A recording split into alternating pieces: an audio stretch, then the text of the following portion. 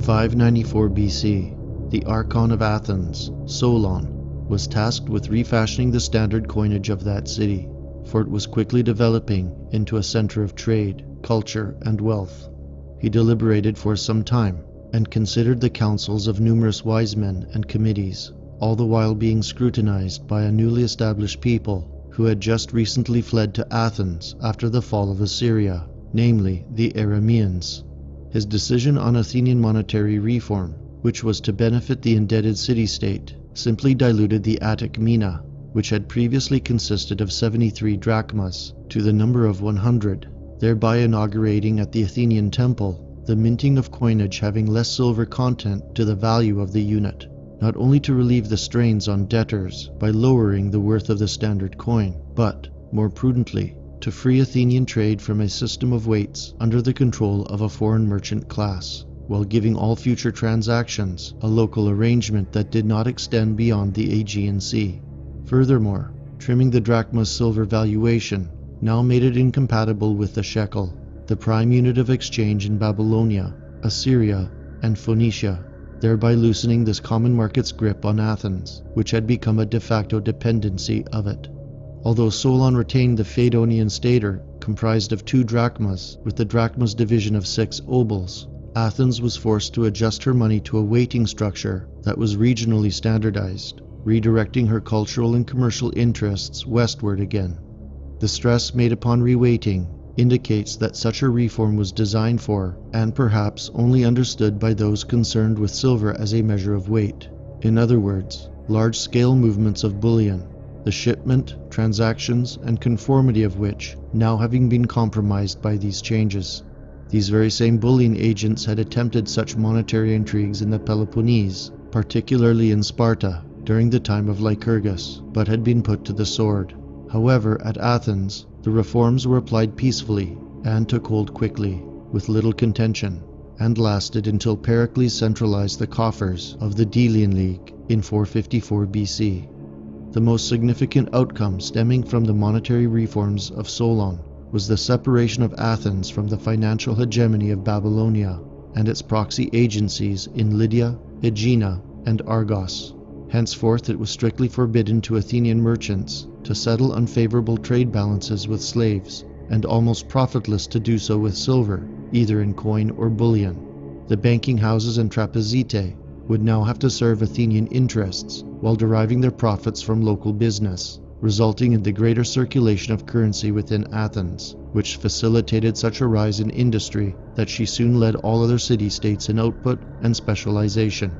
The monetary system assumed after Solon, therefore, had a beneficial effect. The old noxious contracts and commercial snares disappeared, and loans of money took their place, founded on property and the prospective earnings of the debtor, which were in the main useful to all parties. Moreover, the moral attitude of the Athenian population took on a more noble character, while a vital sense of community spirit was aroused. The Athenians even called it Sysaktia, or the shaking off of burdens, but in reality this was merely the severing of the bonds of Babylonian internationalism and its economic hegemony. Meanwhile, Athens established herself as a minor competitive force to this financial power, as was later shown by the Persian efforts at encirclement, towards which their seizure and control of the Thracian mines in the year 512 BC constituted the first clear step. Even if the reforms of Solon were not so absolute as those of Lycurgus in Sparta, the Persian move in 512 BC by no means took the strength out of Athens and her allies, while securing ship timbers for the fleets they were planning